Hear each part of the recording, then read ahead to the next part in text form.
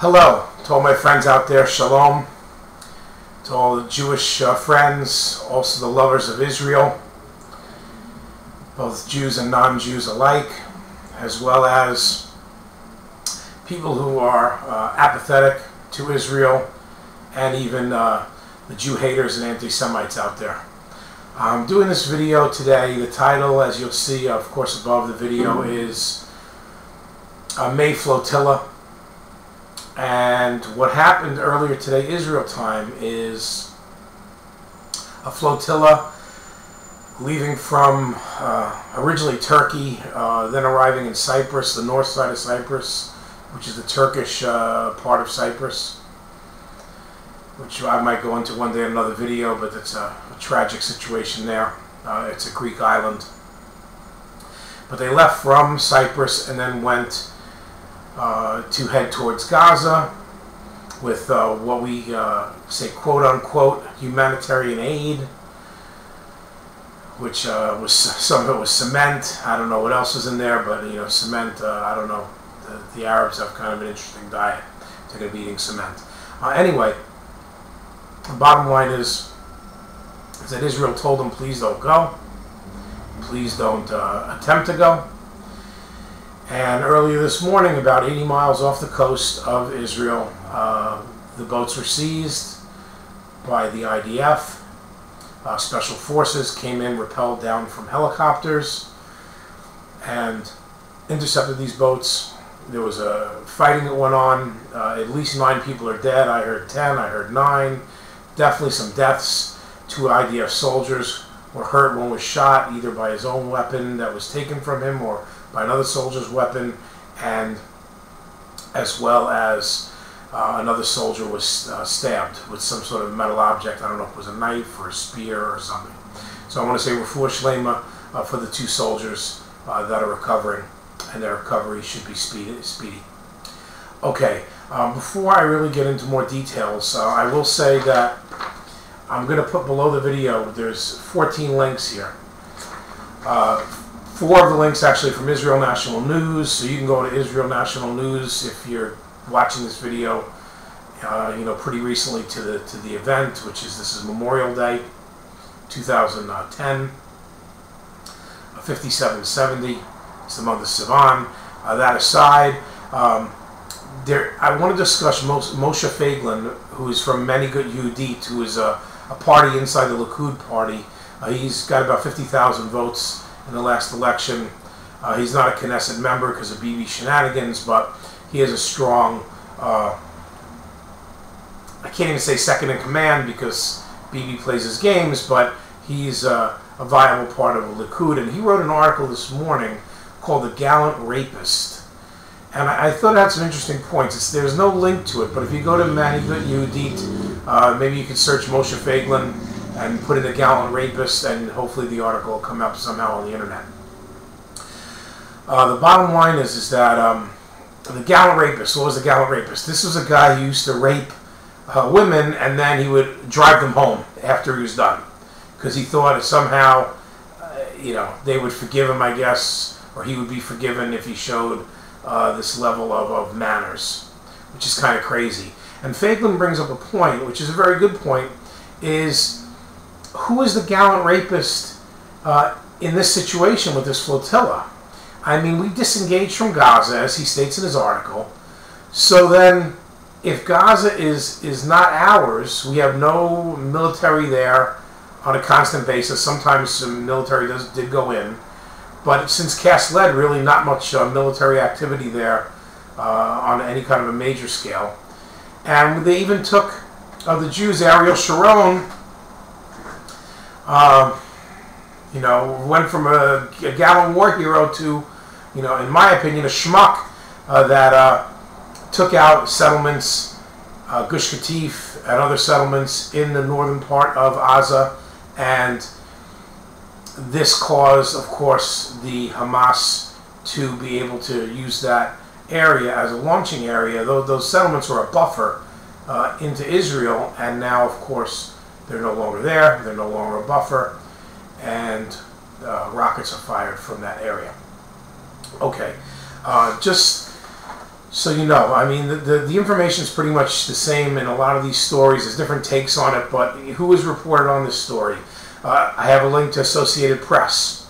I have, as I said, the links to Israel National News, 4 different links. I have a link to BBC. I have a link to the New York Times. I have a link to an organization out of California, Fresno, which is linked. It's called Mass Derangement, which is a nice article, and as well as articles from Atlas Shrugs, who's Pamela Geller. She's a blogger, and she did a wonderful article, which of course she's an extreme Zionist, and I really appreciate and love her work. Also, the LA Times did quote on this, and Israel News Agency, which is another Israeli news agency, excellent source of information. Okay, what basically happened is that Israel, I mean, really had no option to go in and board these boats. I mean, Israel really has no option, but at some point in time, eventually, to retake Gaza. They should have never left. And my rabbi, of course, had a very strong opinion on what should happen to the people of the Gaza, their misplaced Egyptians, and people in Judea and Samaria that are not the Jewish pioneers, the misplaced Jordanians. What happened, though, was, and if you see in one of the videos, there's a video link. There's actually 3 video links in these links, and I put the quote next to them as next to video. But Memory, which is an organization that takes information that's in Arabic and translate it for people like me that don't speak Arabic. And before they left Cyprus, these ships, they were singing songs of like the liberation of Palestine, which, I mean, Palestine is not even a country. It never was a country. It was an area, the British Mandate, 2/3 of it was given to Jordan. So really, if there's any Palestine, it is Jordan. And then the other area, 1/3 of it was given to Israel. But what happened on these ships, and I'll get back to that, is that the commandos boarded the ships, and they were attacked. A lynch mob was waiting for them. These are not, a lot of these people that were on these ships were not, humanitarian people, soft-spoken tree huggers, saving the polar bears or something like this. These people were terrorists. I mean, they basically brought terrorists with them on these boats.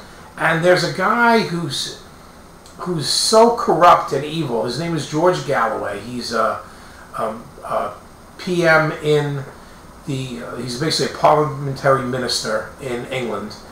This guy, I believe, is still in the parliament, from what I know, and he justifies Hamas as the legal entity for these misplaced peoples that are in Israel.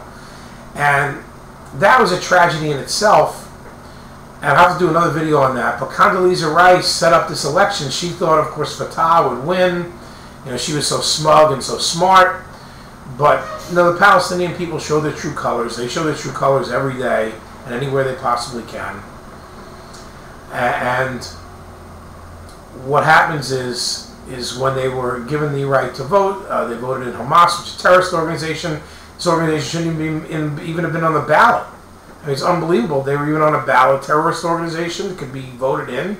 Okay, so anyway, they were voted in, and this guy Galloway is behind this organization. This man is basically a criminal. I mean, he's got the protections of the British government, but he's a severe Muslim lover, an Arab lover, and by that I mean he's taken payoffs.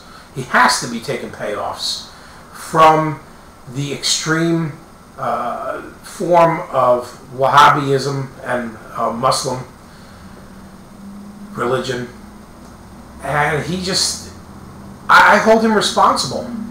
for what happened today. Because Israel asked these people in a very nice way to go into Ashdod, which is a port right outside of Gaza. I mean, missiles hit Ashdod from Gaza, so it's close. And they were asked basically to go to this port. They could supervise the unloading of the ships, supervise the inspection of the goods, and then actually supervise the goods going into Gaza. So they refused to do that. Now, why would they refuse to do that? Is because there was probably something in there they didn't want the world to see. I'm going to run out of time on this particular video, but please click on the links and put your comments below. Have a great day. Thank you, and be strong, Israel. Be strong.